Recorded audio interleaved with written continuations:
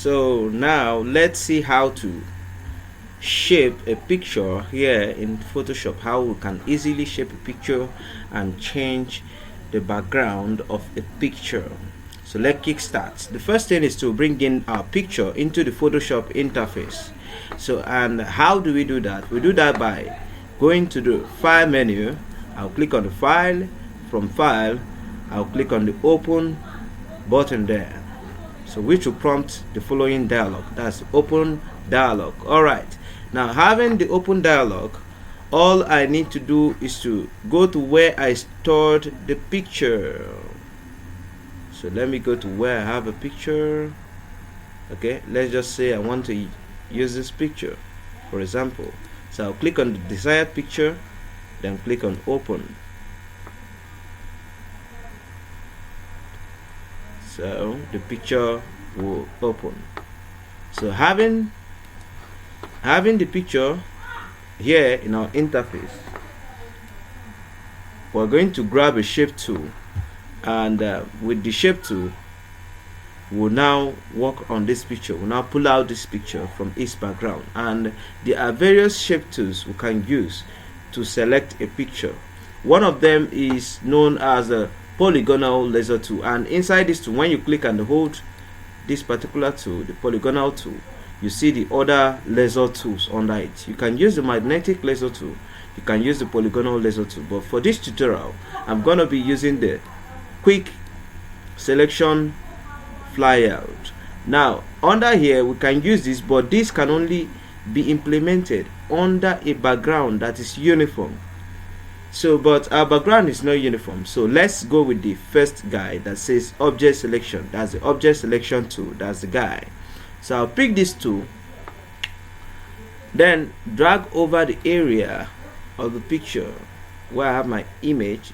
You notice I make sure the entire image entered, then I will let go of my mouse. So I will allow the object selection tool to do the work for me. Very good. See, we have the selection around this object, but this is not perfect. So I'm going to grab my laser tool to add in the areas that should be added on this picture. Now some areas, Control plus to zoom in there, Control minus to zoom out. So I'll zoom in, then hold the space bar, click and drag to pine. Now you notice areas like this, the selection didn't cover area like this. So I'll use my laser tool. While it is selected, I'll go to my option bar and click on add to selection option. So having clicked on add to selection option, I'll drag towards these areas to add them. You click and drag. You add by clicking and dragging.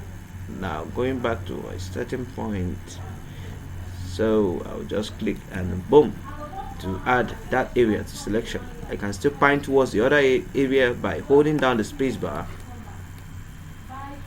then drag. Let's implement this, then go around and double click there. Alright, so this Control 0 there.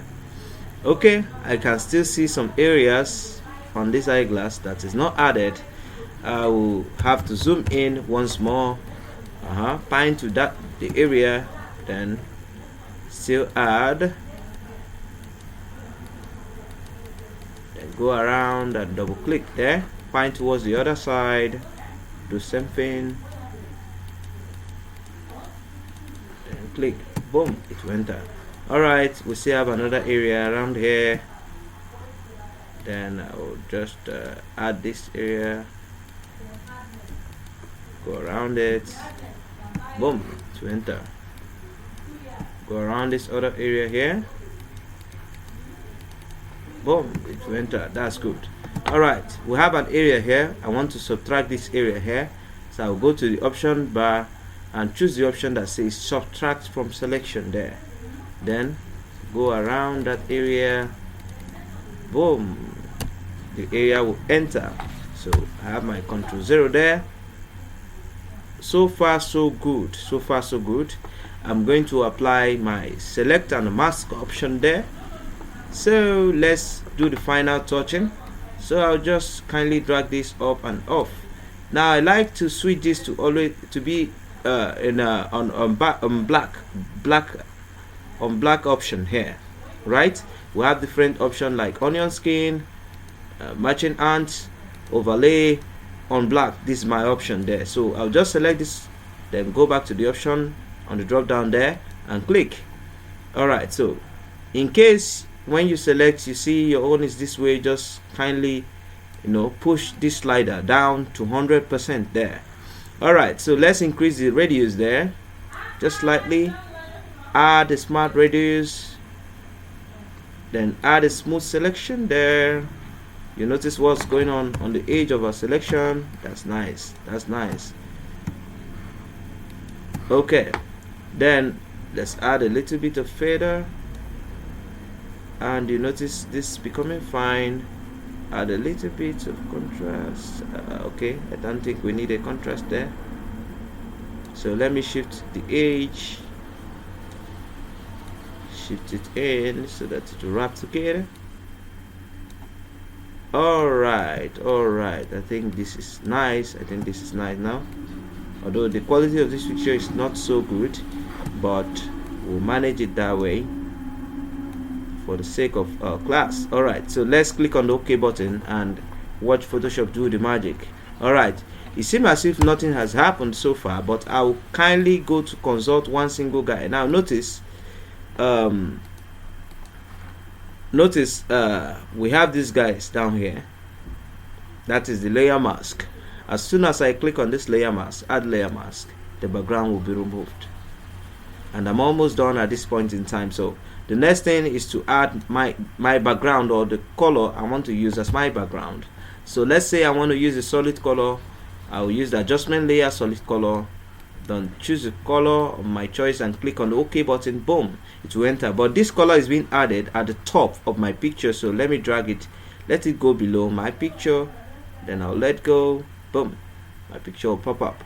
You see that? Alright, I can decide to use gradient as well. I'll click on the adjustment layer, use the gradient option, then drop down. Let's say I want to use I want to use an orange series there, so let me go to where I have orange. Okay, I have red here, so let me go with red there. So choose this and come here to choose radial, and I think I want to expand. Yep, then hit on the OK button there. So far so good. Let's now save this as a picture.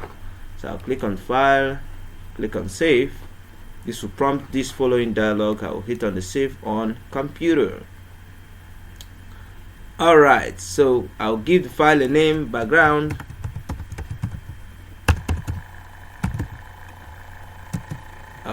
Let's say change the background. Alright, so I'll drop down the save as type there. I will ensure I put it to JPEG, that's picture format there. Then I will click on the save button, and boom, yeah, the following dialog, that's the JPG quality dialog. Yeah, I want to use 8 there. Then I'll hit on the OK button, and boom, the picture will be saved. For more tutorials, follow me. Thank you.